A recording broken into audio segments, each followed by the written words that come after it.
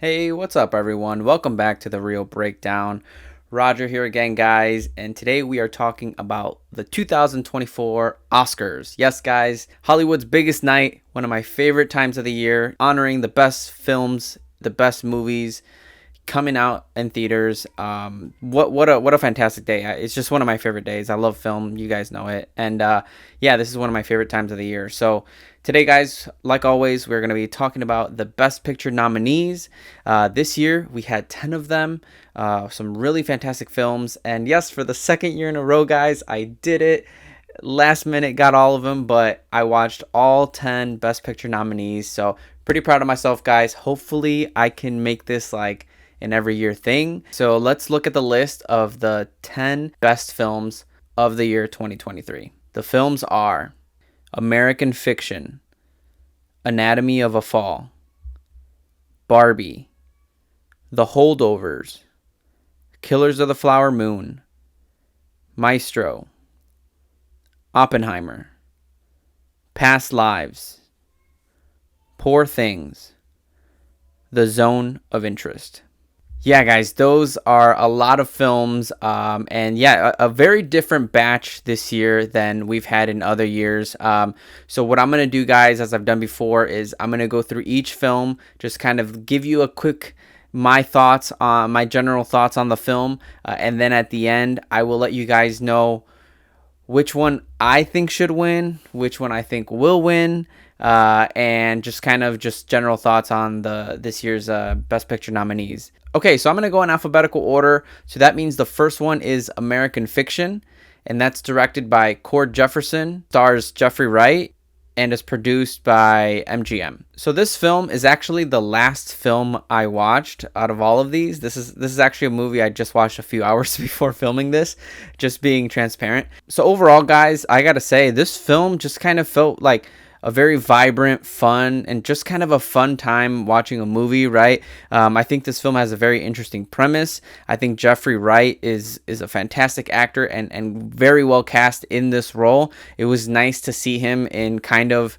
a differing role, right? I feel like we've seen him in so many different things, right? From Hunger Games to being the Watcher in for Marvel, and it's just to see him in this kind of a character was really fun. You have awesome people like Issa Rae, Sterling K. Brown, fantastic cast overall. And I gotta say, guys, for me, the bright spots in this movie are definitely the family interactions, right? You have moments like Monk with his sister at the beginning of the movie. You have Monk and Sterling K. Brown, like that scene in the pool, I thought was really, really fun. And just like those interactions and even the moments with his mom, right? Which, if you know the movie, right, you know that the situation with the mom is kind of the dramatic aspect of the movie.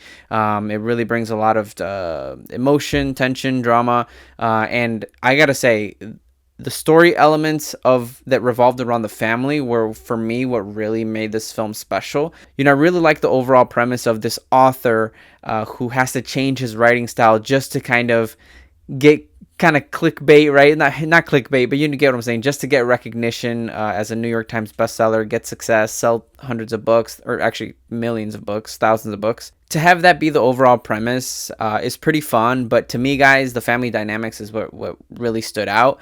Overall, I gotta say, this is one of those films that, like, while it was a really good watch, I personally just didn't feel that there was anything super special about this film, to the point that I felt like, oh yeah, this is definitely like a Best Picture contender. Like, I watched this and like it stood out from, any of the other ones.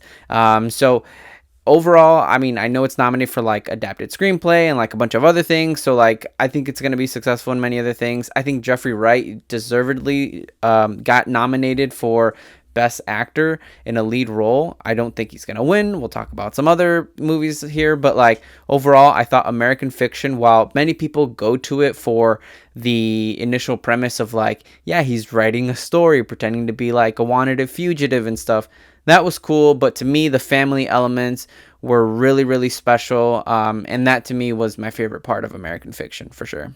And just one more thing I want to add. One of the reasons why this movie just didn't rise to the top for me is, for me personally, I felt like the ending was a little unsatisfying.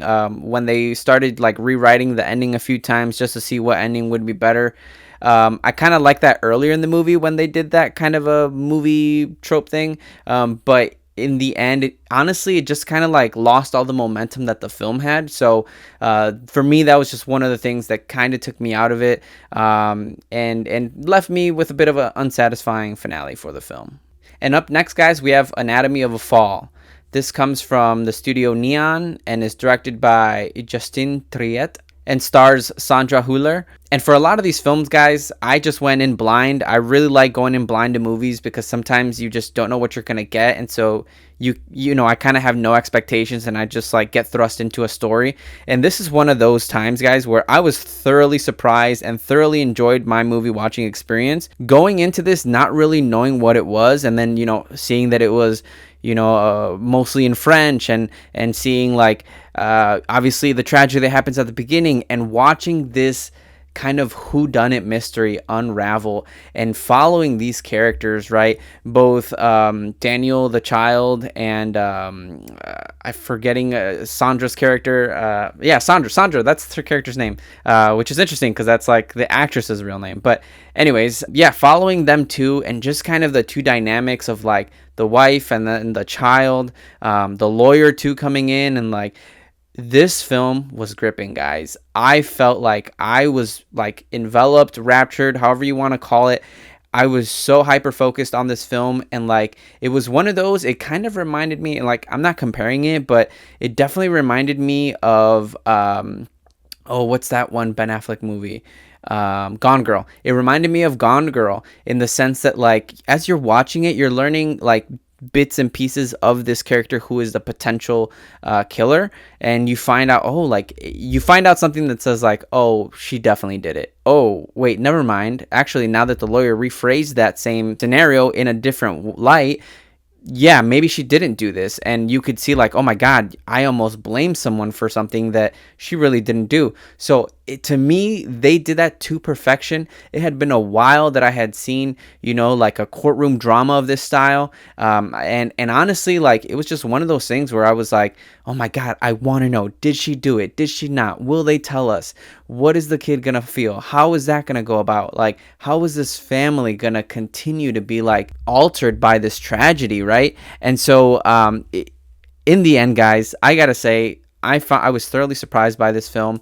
And I do have to say, though, walking away from this movie, the fact that like, it ended the way that it did, I was satisfied with it.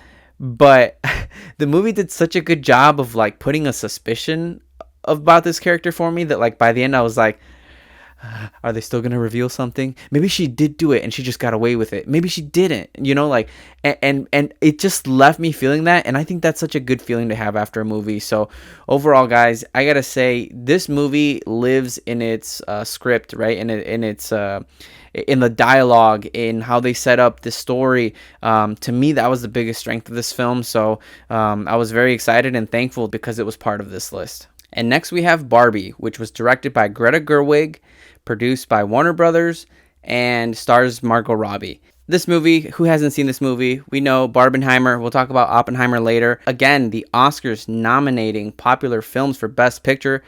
Awesome stamp of approval. I love it because, sometimes the Oscars can get touted as like, oh, super like indie, hoity-toity kind of films, and they never nominate anything that the masses knows, right, or recognizes. So very happy that this film got nominated. I gotta be honest, guys. I did film something for Barbie when I came out of the theaters. I don't know if it's up on the site yet, but like, I have to be honest, I was not a big fan of Barbie. Now, before you guys start thinking about why I wasn't a big fan, I have to say first and foremost that I think this film has a lot of positives and a lot of strong elements to it. One of them being Margot Robbie, Greta Gerwig's dialogue, the script, the production design, the way that they built Barbie Land, and obviously knowing that they really did produce that set. There's a lot of great things going for this film. So I do want to give it, and also too, great performances by America Ferrera, who is nominated for supporting actress. And I gotta say, her monologue in this movie is one of the best things I've seen. I loved it so much. And here's my issue. I wanted more of that. I wanted this movie to center more around Barbie and the woman experience, right? And knowing what kind of, shedding light on that topic more. What I mean by that is that, honestly, I'm gonna be honest. I know I'm in the minority here. I wanted less of Ken. I thought that the whole like patriarchy thing and I'm Kenough and stuff like that, like, I didn't need it, to be honest. I wanted this movie. I was really enjoying my time with Margot Robbie and the experiences she was having with America Ferrera, with her daughter. I'm forgetting the actress's name, but I was having so much fun in those scenes and those moments that by the time they come back to Barbie Land and you kind of see that, Ryan Gosling's character, Ken, has like taken over and patriarchy and all this, I just didn't need that storyline. And on top of it, one of the things that every time I want to go back and watch Barbie, and I'm like, oh yeah, let me go back and watch it. The one scene that kind of dissuades me from that, or the one thing that kind of dissuades me from that, is Will Ferrell. I'm sorry, I just did not like Will Ferrell in this movie. Like, the role that he played and how he played it to me just didn't fit with the movie. That scene where they're trying to capture Barbie and she's running around and people are like throwing themselves and like, oh, and like we can't catch her, and it's kind of a musical number. Like, no problem with musical numbers. I love him. And yeah, this one has a really fantastic musical number. Moments like that, scenes like that are just like, it took me out of it. I couldn't take it seriously. And that to me is like the underlying issue that I have with Barbie is the tone. The fact that like there's moments like America Ferrera's speech where it's just strong gut punch and you're like, damn, I get it. Like, I got you. Beautifully delivered message. But then there's moments like Will Ferrell trying to capture Barbie, and like, to me it was just something that was a little overdone, and the tone was kind of all over the place because of it. But regardless, guys, for me overall, I think the film was great. I'm glad that it got nominated. I just don't see it as something to where it was the best film of the year. Hey, everyone has their own opinion, guys. For me, there were certain elements I loved, certain elements that I really didn't. Next, we have The Holdovers, which is directed by Alexander Payne, is brought to us by Focus Features, and stars Paul Giamatti. This, guys, is a movie that I actually was very excited to watch. I watched it early on. I think I went to like an early screening of this movie. This was a movie that I was like, I watched the trailer the first time, and there was something about it that just spoke to me that was like, ooh, this feels like this could be something, right? Clearly, Paul Giamatti you could tell he was going to be that like mentor kind of a role figure in the movie, and that he was going to inspire these young individuals, or this young individual, and it just felt to me from the trailer that it had the makings of a great film. So I went out, I watched this movie. I gotta say, it pretty much delivered. I don't feel like it got all the way there, but I gotta say, this is a fantastic film. Paul Giamatti gives a great performance. This film, it is shot to look like it was made in an older time, an older period. Like, I'm not saying it's black and white, but when you watch a trailer, you can just feel there's a little bit of grit to it in the way that it was made, that really makes you feel like this is like an olderish film, which really helps transport you there. It further immerses you in the world. I think the story is fantastic. I love the way they set it up to where how they build up Paul Giamatti's character, and also how you kind of explore him as you continue to learn more about him. I think that Divine Joy Randolph does a fantastic job in portraying the role that she has, because it is such a like side character but plays such a big role in the movie. Very well pairs with the relationship that this professor has with this student, and kind of how that mentorship bond is building, but also that friendship. So I gotta say, you have some great performances here, and I think that the storyline is very rich. The reason I said that it doesn't fully get there for me is that I do think that as to where this film, I feel like this film needs like its Captain My Captain moment, right?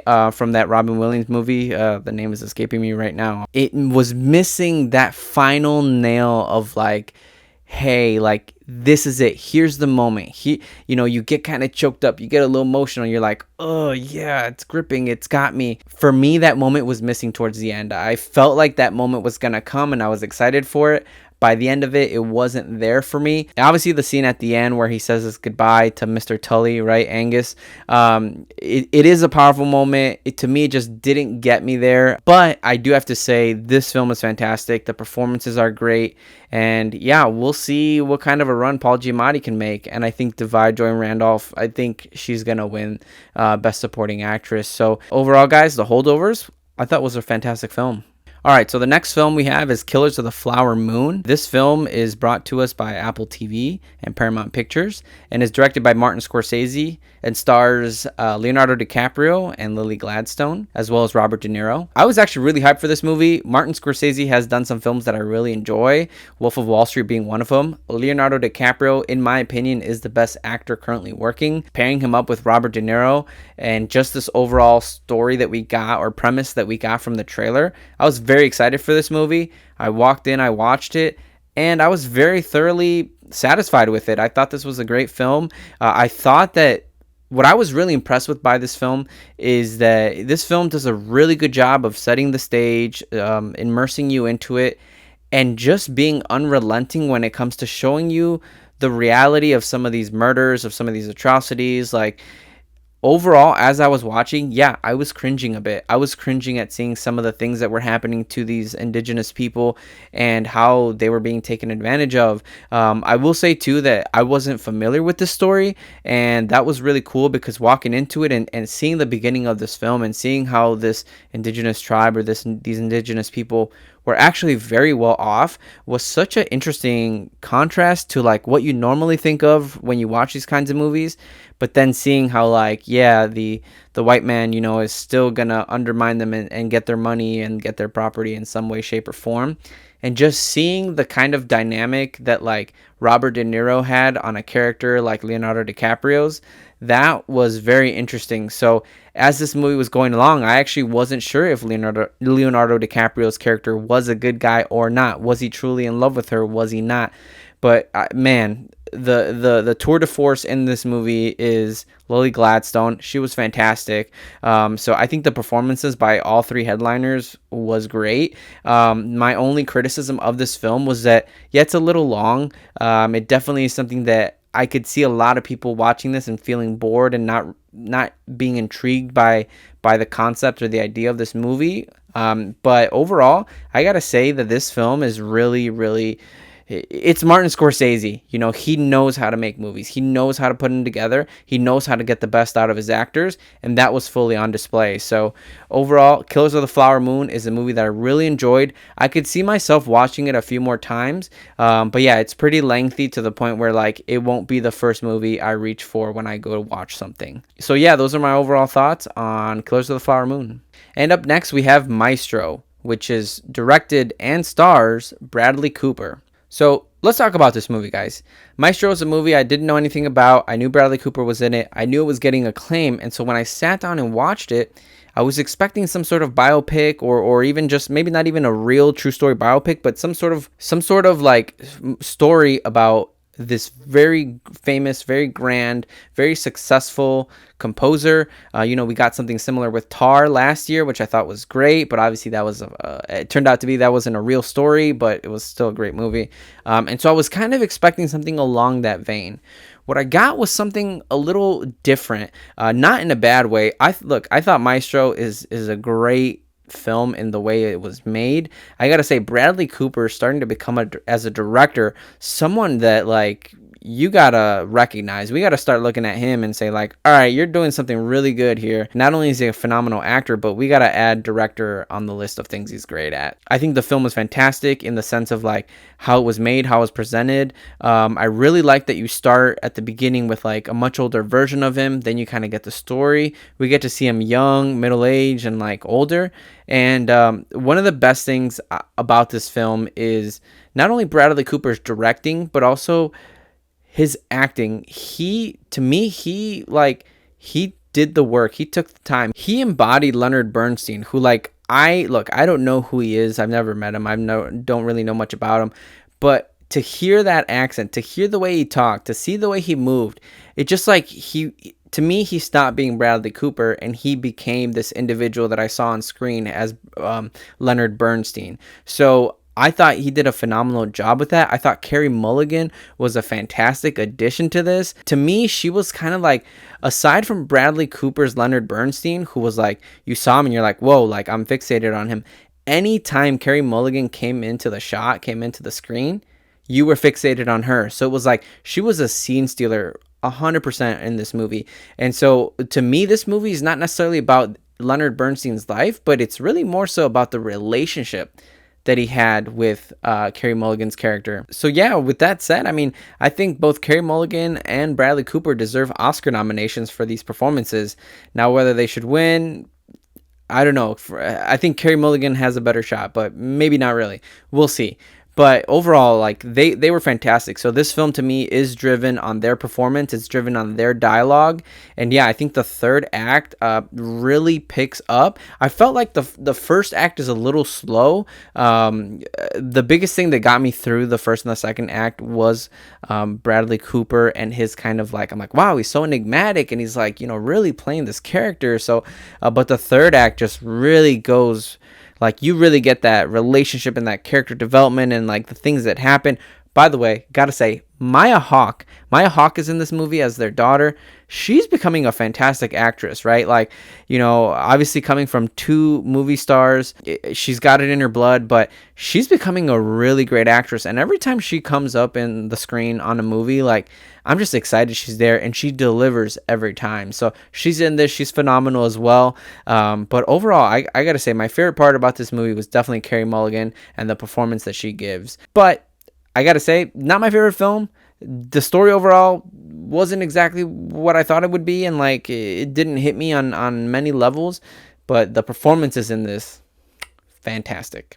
And the next film is Oppenheimer. This film is brought to us by Universal Pictures, is directed by Christopher Nolan, and stars Cillian Murphy, along with a heavily stacked cast. So let's talk about Oppenheimer. Guys, you guys know that I'm a pretty big Christopher Nolan fan. You guys also know that I'm a big fan of movies that are grounded in reality, that are very deep in their messaging, are deep in their construction and storytelling and thought and character development. This, to me, guys, is by far one of the best movies I've seen in a long time. I had such a great time watching this movie. I watched this movie multiple times, and I have to say, this movie had everything for me. I think Christopher Nolan knocked it out of the park. I think the cinematography was fantastic. I think the sound design and scoring was fantastic. I think the storytelling, the dialogue, the character development, seeing characters like Matt Damon, Emily Blunt, Florence Pugh. Florence Pugh's role in this is very interesting and very, I didn't see it coming, to be honest, because, I mean, I don't know the story of Robert Oppenheimer. Overall, what this movie is able to do in the time that it does, and the story, it's such an intricate story because you have the Robert Downey Jr. angle of it, right? You have the black and white scenes, you have the color scenes, you have the trial, the front, the future, the past. So much is going on in this, and Christopher Nolan does it masterfully. So overall, guys, look, I could sit here and talk about Oppenheimer for a long time, but what I can tell you is that every aspect of the movie making for me was knocked out of the park. But again, to highlight some of the great things, character development, I think that like seeing Cillian Murphy play Oppenheimer and seeing him in his younger years, seeing his radicalism, seeing how he kind of aged and like how his thoughts change and how he gets questioned, right, by that board of, or not even board, it's not even a trial, but that group of individuals that are questioning him. Seeing the different sides and elements and changes of Robert Oppenheimer was fantastic. I think that the score of the film was truly transformative, and the visuals that were paired along with it, right? Everyone talks about the "Can you hear the music?" montage. fantastic. That's movie making that is gonna go down in history, I believe. So I don't want to gush too much about it, but I think that this movie was fantastic from A to Z. I thought that it was knocked out of the park. I don't think it was too long. I know a lot of people felt like that. I thought that it was very entertaining. I never felt like I got bored, and I think that the performances, along with the strong pillars of film being knocked out of the park, is what makes this movie fantastic, and one that I am probably going to watch for years to come.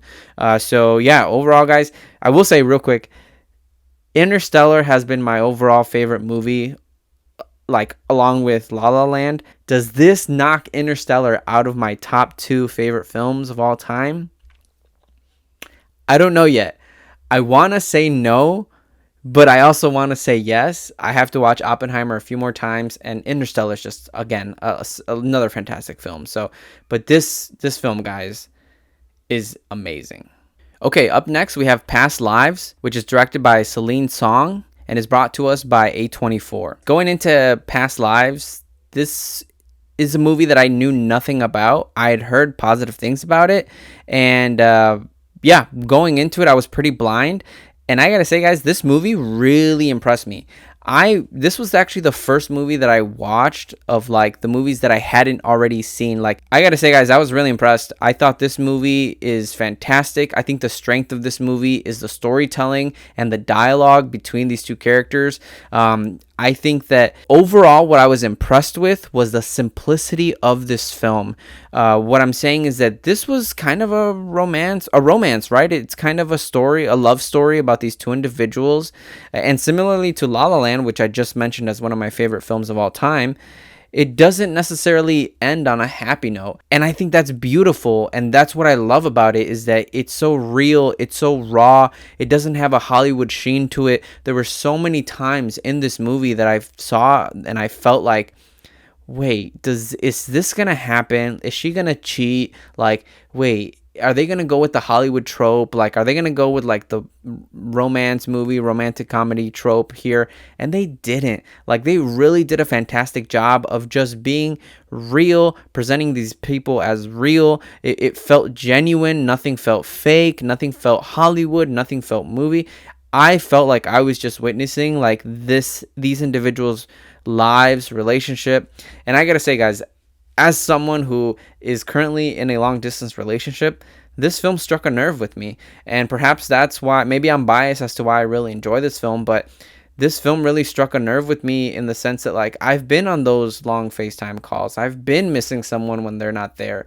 And, you know, but knowing that the love is so strong and powerful and the relationship, you know, a long distance relationship that is successful is a very strong one. So seeing Na Young and Hae Sung go through this relationship and build it, and then it fall apart, and then meeting each other again, like, it was one of those things that was also, by the way, sorry, but like, the fact that we got to see them when they were kids and starting that relationship then, and then seeing them when they're like kind of college students, and then seeing them when they're older, like, that was beautifully done, right? That kind of gave me like Boyhood vibes, where it's like you meet these characters, you kind of see them grow, you see them change, you see them build, but yet the connection is still there, right?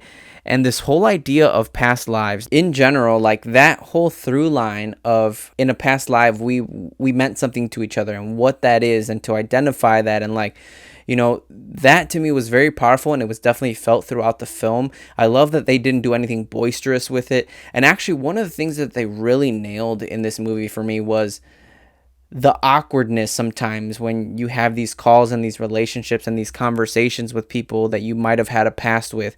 The silence sometimes that is deafening on calls and conversations in these situations.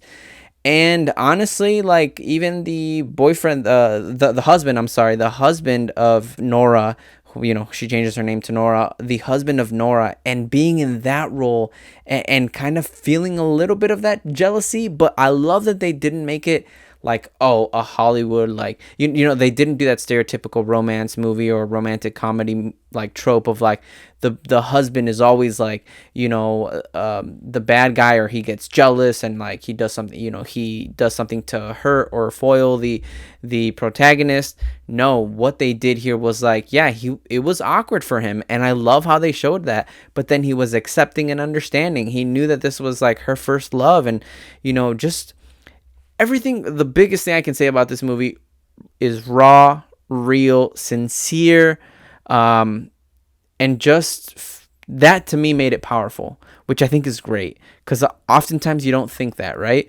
But that's what it was, and this was a thoroughly like great surprise to see this movie, and I'm actually going to recommend this movie to quite a few people, and also too, this is another foreign language film, which we still have another one that we'll talk about, but there's a lot of foreign language films in this list, and I'm actually really happy about that, because there's a lot of great stories out there. All right, and the penultimate film is Poor Things, brought to us by Searchlight, directed by Yorgos Lanthimos, and starring Emma Stone. Okay, let's talk about Poor Things, guys. This movie is a movie I was pretty excited to watch. I knew it was going to be kind of a quirky movie. I knew it was going to be a little bit artsy, but man, was I not ready for what was coming. And guys, I have to say, I did not like this film. This film was not for me. Now, I want to preface everything I'm going to say by saying film is subjective. Obviously, this is a preference thing. I'm not saying the film was bad. I think the film was directed very well. I thought that the production design for what they wanted to go for was done excellent. I think that this film is a very well-made film. First and foremost, I think Yorgos is clearly a visionary director, and I think that he was definitely going for something, and to me, it looks like he achieved it. But with all that aside, this film was just not my taste, not my cup of tea. It wasn't something that I really enjoyed watching. In fact, it was something that it was kind of hard for me to get through, right? And reason for that being is, look, it wasn't the artsiness. It wasn't the fact that it was quirky. It wasn't the fact that, honestly, I felt like the film was a little too long. And it wasn't the storyline per se. Like the general, it wasn't the general message. I get what they're trying to go for, and I think it's admirable that they were trying to give a certain message here. However, there's different ways of going about that, right? Barbie wanted to go in a certain route, and I had my issues with that. Some of these other films had certain messages, and they went about it in certain ways. For me personally, I just did not like how this film went about it. But I think in general, like when it comes to the story, the unorthodox nature of it is just something that didn't fit for me. And in the more specific details of the story as to like how she was created and why, I'll be honest, I found that to be a little disturbing. It was something that didn't allow it to escape my mind as I was watching it. And look, let's just say it. There's a lot of sexual scenes in this, which usually I don't have a problem with at all. But knowing kind of like the basis of how and why she was created, and then having all those like, you know, scenes follow it, it just made me feel uncomfortable. And again, it wasn't the sexual nature of the scenes that made me feel uncomfortable. It was more so the fact that like this was a children's mind inside of a woman's body. So just for me personally, guys, look, this film was just not for me. I know that a majority of people believe that Emma Stone had a phenomenal performance in this, and she's actually has a very good chance of winning Best Actress. But I gotta say, to be honest, even putting my own opinions aside of like me not enjoying the film so much, I don't know that this is as great of a performance as someone like Lily Gladstone or even Carey Mulligan in Maestro. I love Emma Stone. I love her in La La Land. She's in one of my favorite movies of all time. But I don't know. I wasn't sold by her performance. I wasn't sold by this film. I wasn't sold by this story. And in general, I was just too like thrown off by the film's premise and like the quirkiness and the, not the quirkiness, but like, look, this was just not a film for me in general, guys. But I do want to recognize that this was a very well-made film, and I know that a lot of people appreciate it. But for me, guys, I just can't get on board with this. All right, and last but not least, we have The Zone of Interest, which is brought to us by A24, is directed by Jonathan Glazer, and stars Christian Friedel and Sandra Hüller. Again, Sandra's in two of these movies, which I think is awesome. But what can I say about this movie, guys? This movie, let me say this. Let me start off by saying this. I walked out of this movie, I walked out of the theater, and I was honestly and seriously telling myself, what did I just watch? And not like in a sarcastic way, but generally like in a true, like, okay, I watched this movie. I don't really know what it was trying to do, trying to say. And guys, I have to tell you, this is one of the first times, and I rarely do this. I'm going to be transparent with you guys. I had to look up videos on like ending explained and like tell me about this film, which I rarely do because I always like to form my own opinions. And it was until then that I realized, oh, I get what you're going for here. Now, look, I don't want to say that I walked out of this and took nothing away from it. When I walked out of it, here's what I took away. I took away that this movie was filmed in a very interesting manner in the sense that when you start off this movie, in the first 5 to 10 minutes, there is no narrative. You don't get told what's going on. There aren't characters saying, oh, yes, so we have this mission and we got to do this. Okay, now I know. This movie, like, we got a mission we got to do. Start here, start there. Or like, the movie starts and you find out, oh, this whole movie is going to be about a journey going from point A to point B. No. About 7 to 10 minutes go by and you don't really know much of anything. And throughout the whole film, you kind of just are dropped into this movie, dropped into this kind of a day in a life of these, Nazi commander of the Auschwitz camp, and you're just seeing their day-to-day life happen. And that was so interesting to me. And so I walked out of this movie thinking, I don't know what I watched because I felt like I was looking for a narrative that I never found. I felt like I was looking for the plot that wasn't there. And it wasn't until I saw some of these people talking about like the whole point of this movie is not that there really is a narrative or a plot. It's more so that they're trying to showcase something. They're trying to showcase that these individuals, it's trying to showcase that these individuals, and there's differing opinions out there, guys, right? And so it's not that I'm telling you somebody else's opinion. It's more so that like I walked out of this not seeing it after watching the movie. I didn't become aware of what the director was trying to do, that they were trying to showcase that these individuals that ran the Holocaust, that ran these camps, that they're like human beings too. And not in the sense that they're being humanized, not in the sense that they're being excused, but like in the sense that like they had to do things like set up this garden to like try to mask what was going on. That these individuals tried to sanitize everything and try to make sure that they weren't exposed to just the masks and the facade that they had to build just to like not acknowledge what was happening, right? And so to me that actually, thinking about it afterwards, is really interesting. And like the fact that it ends, because that was another thing, the ending I was confused on. Like I said, I had to watch an ending explained, but the fact that the ending to some people, it means that like you have to the ending is supposed to show you that like just how those people had to compartmentalize what they were doing to get through it and not acknowledge the atrocities.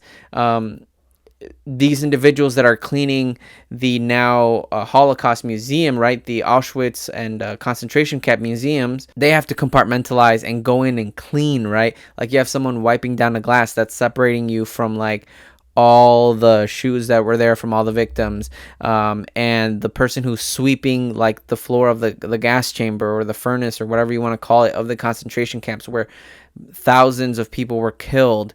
That was interesting. But in general, guys, as I said, oftentimes I can watch a movie and the director, the writer, the storytellers can get me from point A to point B.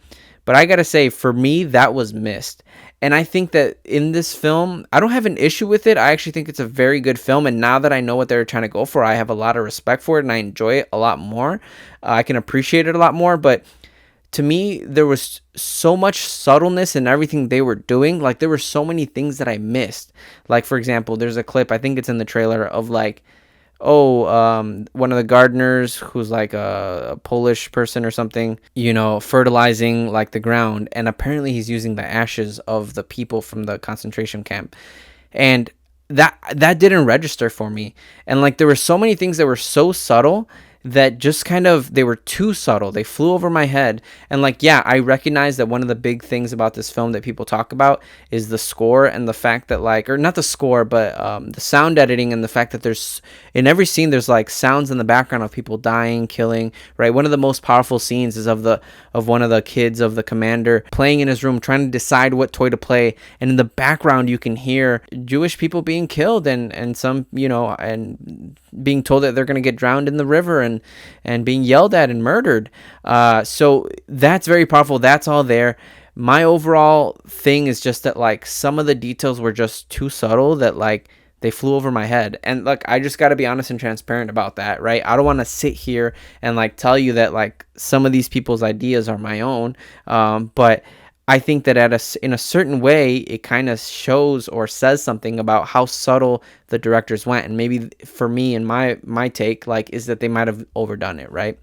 Overall, though, it's a fantastic film, in the sense that like everything looks great in it, and I think just the overall message and theme. And by the way, big thing and that I took away from it, and a lot of people online seem to agree, is that the whole, like, the way this is shot is very much, you are dropped into these people's lives and you are a fly on the wall. Like, that is how it is. And the fact, I also looked this up, the director did this on purpose. The fact that like he set up 10 cameras in the house, he set up a bunch of hidden microphones, and then they left. The crew left and they let the actors act. You can see that in this film. And I think that makes this a fantastic film.